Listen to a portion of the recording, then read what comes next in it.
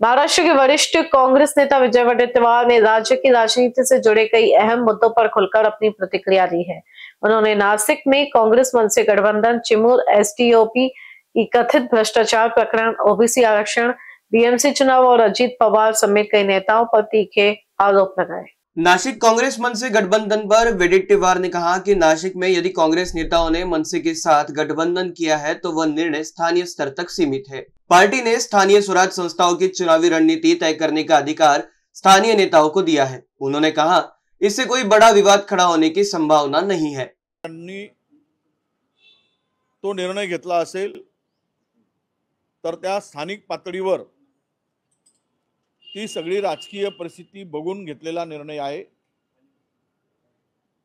आम्ही त्यांना अधिकारच दिले होते, त्यामुळे त्यात काही फार वाद निर्माण होईल अशा प्रकारची परिस्थिती नाही। मुळात मनसे बरोबर जाण्याचा किंवा न जाण्याचा जो विषय वारंवार चर्चेला जातो, आमच्या महाराष्ट्रातील नेत्यांची भूमिका आम्ही नेत्यांनी सर्व मिळून आम्ही भूमिका स्पष्ट केलेली आहे आणि आमच्या भूमिकेमध्ये कुठेही कॉन्ट्रोवर्सी नाही की ही आघाडीमध्ये असलेल्या घटक पक्षाच्या व्यतिरिक्त ज्यांना या निवडणुकीमध्ये सहभागी व्हायचं आहे किंवा आमच्या बरोबर आघाडी करायची आहे तर तो स्थानिक पातळीवर त्यांनी तिथल्या कार्यकर्त्यांशी नेत्यांशी चर्चा करावी आणि त्या पातळीवर तो निर्णय घ्यावा, ही स्पष्ट भूमिका आमची आहे। म्हणजे उद्या जर चंद्रपूरमध्ये मनसे बरोबर युती होत आहे तर त्यामध्ये काही नवल वाटण्याचं काही कारण नाही, कारण तो स्थानिक पातळीवरच्या नेत्यांचा निर्णय आहे। मला आमचा विरोध करण्याचा काही अधिकार नाही, आम्ही त्यांना अधिकारच दिलाय, त्यामुळे विरोध करण्याचा काही संबंध नाही। नाही, बरोबर, भाजप बरोबर करायची नाही, अजितदादांच्या बरोबर करायची नाही, शिंदेंच्या बरोबर करायची नाही, पण जेवढे आहेत बीएसपी असेल, वंचित असेल किंवा मनसे असेल, हे जरी महाविकास आघाडीमध्ये नसले तरी त्यांच्याबरोबर युती करायला हरकत नाही, अशी आमची भूमिका है। वडेट्टीवार ने चिमूर के एसडीपीओ को भ्रष्ट और चोर बताते हुए कहा कि उसे सत्ता पक्ष के एक जनप्रतिनिधि का संरक्षण प्राप्त है। उन्होंने कहा, मैं गृह मंत्री और पुलिस महानिदेशक को पत्र लिखकर उसके निलंबन की मांग करूंगा। हा एसडीपीओ फार चोर माणूस आहे, हा पूर्णतः भ्रष्टाचारी माणूस आहे आणि यांनी अशा प्रकारे तिकडे धिंगाणाच घातला, परंतु त्याला सत्तेतील एका लोकप्रतिनिधीचा आशीर्वाद आहे। त्याची बदली सुद्धा त्यांच्या इशाऱ्यावर त्यांनी करून घेतली आणि म्हणून त्याची हिम्मत वाढलेली आहे आणि तो फार मस्तीत वागतो, प्रचंड पैसे कमवतो। त्याच्यावर त्वरित मी आता गृहमंत्र्याला आणि पोलीस महासंचालकांना पत्र लिहून त्यांच्यावर निलंबनाची कारवाई त्वरित करावी अशी मागणी करणार आहे। उन्होंने चुनाव आयोग की भूमिका पर सवाल उठाते हुए कहा कि मतदाता नोंदणी प्रक्रिया पारदर्शी नहीं है। यदि बोगस मतदाताओं के नाम पर चुनाव होंगे तो यह लोकतंत्र के लिए खतरनाक होगा, ऐसा उन्होंने कहा। काय आहे की आज निवडणूक आयोगाची भूमिका ही स्वच्छ नाही, ही प्रामाणिक दिसत नाही, ही नियमाला धरून दिसत नाही। मला सांगा, मतदार नोंदणीची तारीख किंवा अंतिम यादी 25 जुलै नंतर नव्या मतदारांचा समावेशच करू नये? नाही, निवडणूक आयोगाचा निर्णय आहे 25 जुलै ही अंतिम यादी लागल्यानंतर नव्याने एकही मतदारांचा समावेश होणार नाही।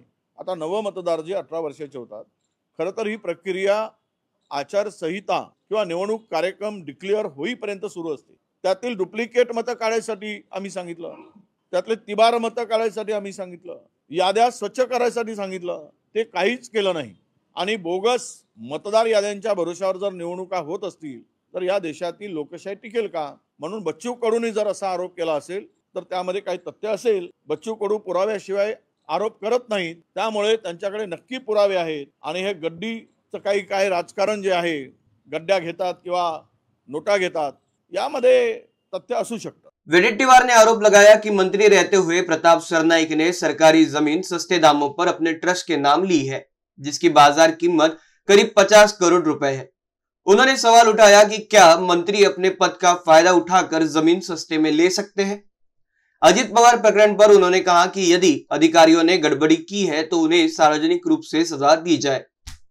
उन्होंने स्पष्ट कहा कि मुंबई में कांग्रेस स्वतंत्र रूप से चुनाव लड़ेगी, साथ ही असं आहे की ही एक टोळी आहे आता, आणि सर्व भांडवलदार, जमीनदार, सुभेदार, सरदार असे मिळून झालेला हा पक्ष आहे.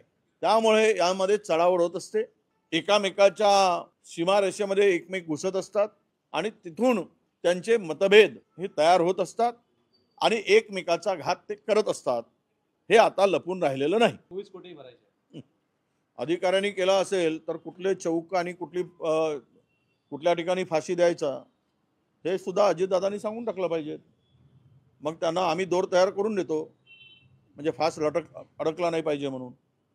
जो दोषी आहे हे सगळं करणारा अजितदादांना माहीत नव्हता, तर मग त्यांचे पुत्र असू देत किंवा त्यांचे कोणी अधिकारी असू देत, हे जर हा प्रकार केला असेल, बिना पैशाने व्यवहार, स्टॅम्प ड्युटी वाचवून व्यवहार आणि जमीन हडपण्याचा जो काही प्रकार झाला, ठीक आहे, सर्व माहिती झाल्यामुळं, जनतेच्या पुढे उघड झाल्यामुळं हे संपूर्ण प्रकरण किंवा ती जमीन परत करता आली, व्यवहार रद्द करता आला.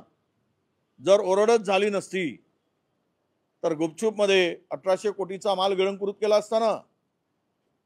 म्हणून केवळ दोषी आहेत त्यांना माहीत नाही.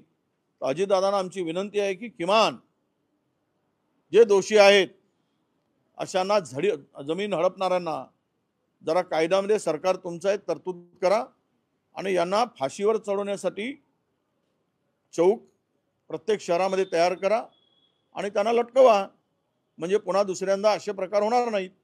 साथ ही उन्होंने कहा कि पार्टी को स्थानीय स्तर पर अन्य समान विचारधारा वाले दलों से गठबंधन का अधिकार दिया गया है, पर भाजपा, शिंदे गुट या अजित पवार गुट से किसी भी प्रकार का गठबंधन नहीं होगा। वेडेट्टीवार ने कहा कि मूल ओबीसी जातियों को न्याय मिलना चाहिए। उन्होंने शरद पवार पर निशाना साधते हुए कहा कि सरकार को यह सुनिश्चित करना चाहिए कि जिनके पास जाति प्रमाण पत्र नहीं है उन्हें उम्मीदवार न बनाया जाए। आमचा मुंबई महानगरपालिकेच्या नेत्यांनी ठरवलं आहे की आम्ही स्वतंत्र लढणार, त्यामुळे कोणाला किती जागा हा प्रश्न निर्माण होत नाही। वेडेट्टीवार ने कहा कि आरएसएस प्रमुख मोहन भागवत का दृष्टिकोण संविधान विरोधी है। उन्होंने कहा देश संविधान से चलता है, न कि धर्म या जाति से। संघ की कट्टर सोच संविधान का अपमान है। विखे पाटिल पर तीखा हमला करते हुए उन्होंने कहा कि विखे पाटिल किसानों का लगातार अपमान कर रहे हैं। किसान भीख नहीं मांगते। अगर सरकार न्यूनतम समर्थन मूल्य पर खरीदी करे तो किसान सम्मान से जी सकते हैं।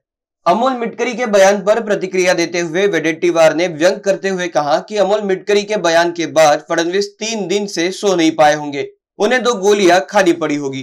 कुल मिलाकर विजय वेडेट्टीवार ने राज्य की राजनीति, भ्रष्टाचार और किसानों के मुद्दों पर सरकार और विपक्ष दोनों को कटघरे में खड़ा किया और कहा कि कांग्रेस स्थानीय स्तर पर जनता के मुद्दों को लेकर संघर्ष जारी रखे। तो निर्णय घेतला असेल तर त्या स्थानिक पातळीवर ती सगळी राजकीय परिस्थिती बघून घेतलेला निर्णय आहे। आम्ही त्यांना अधिकारच दिले होते, त्यामुळे त्यात काही फार वाद निर्माण होईल अशा प्रकारची परिस्थिती नाही। मुळात मनसे बरोबर जाण्याचा किंवा न जाण्याचा जो विषय वारंवार चर्चेला जातो, आमच्या महाराष्ट्रातील नेत्यांची भूमिका नेत्यांनी सर्व मिळून आम्ही भूमिका स्पष्ट केलेली आहे आणि आमच्या भूमिकेमध्ये कुठेही कॉन्ट्रोवर्सी नाही की ही आघाडीमध्ये असलेल्या घटक पक्षाच्या व्यतिरिक्त ज्यांना या निवडणुकीमध्ये सहभागी व्हायचं आहे किंवा आमच्या बरोबर आघाडी करायची आहे तर तो स्थानिक पातळीवर त्यांनी तिथल्या कार्यकर्त्यांशी, नेत्यांशी चर्चा करावी आणि त्या पातळीवर तो निर्णय घ्यावा, ही स्पष्ट भूमिका आमची आहे। म्हणजे उद्या जर चंद्रपूरमध्ये मनसे बरोबर युती होत आहे तर त्यामध्ये काही नवल वाटण्याचं काही कारण नाही, कारण तो स्थानिक पातळीवरच्या नेत्यांचा निर्णय आहे। स्थानिक नेत्यांनी निर्णय घेतल्यावर वरिष्ठ नेत्यांचा काही विरोध असेल का? मला आमचा विरोध करण्याचा काही अधिकार नाही। आम्ही त्यांना अधिकारच दिलाय, त्यामुळे विरोध करण्याचा काही संबंध नाही। काय क्रायटेरिया ठरवलं असेल की भाजपसोबत नाही करायची, अजितदादा गटासोबत नाही करायची? नाही, बरोबर, भाजप बरोबर करायची नाही, अजितदादांच्या बरोबर करायची नाही, शिंदेंच्या बरोबर करायची नाही, पण जेवढे आहेत बीएसपी असेल, वंचित असेल किंवा मनसे असेल हे जरी महाविकास आघाडीमध्ये नसले तरी त्यांच्याबरोबर युती करायला हरकत नाही, अशी आमची भूमिका आहे. तुमच्या परिसरातला प्रश्न आहे, चिमूर एसडीपीओ जाधव यांनी रेतीच्या ट्रकवर 8 दिवस कारवाईच केली नाही म्हणून चौकशी सुरू झालेली आहे. या चंद्रपूर एसपीनं त्याची चौकशी सुरू केलेली आहे. हा एसडीपीओ फार चोर माणूस आहे, हा पूर्णतः भ्रष्टाचारी माणूस आहे आणि यांनी अशा प्रकारे तिकडे धिंगाणाच घातलाय. परंतु त्याला सत्तेतील एका लोकप्रतिनिधीचा आशीर्वाद आहे. त्याची बदली सुद्धा त्यांच्या इशाऱ्यावर त्यांनी करून घेतली आणि म्हणून त्याची हिम्मत वाढलेली आहे आणि तो फार मस्तीत वागतो, प्रचंड पैसे कमवतो. त्याच्यावर त्वरित मी आता गृहमंत्र्याला आणि पोलीस महासंचालकांना पत्र लिहून त्यांच्यावर निलंबनाची कारवाई त्वरित करावी अशी मागणी करणार आहे. म्हणजे RSSची भूमिका ही कट्टर हिंदूची आहे. त्यांना इतर माणूस, इतर जात, इतर धर्म त्यांना या देशात अजिबात नको आहे अशीच त्यांची भूमिका दिसते. हा देश संविधानावर चालतो आहे हे RSSने लक्षात घेतलं पाहिजे. मुळात या देशाला संविधानाने या भारतामध्ये असणाऱ्या प्रत्येकाला समान हक्काने अधिकार दिलेला आहे. त्यामुळं हे असं जातीभेद किंवा धर्मभेद करून संघामध्ये प्रवेश करण्याच्या संदर्भातली भूमिका मांडणं हे संविधानाचा अपमान आहे असं मी मानतो. INBCN न्यूज के लिए वीडियो जर्नलिस्ट अखिलेश के साथ अभिषेक पानसे की रिपोर्ट.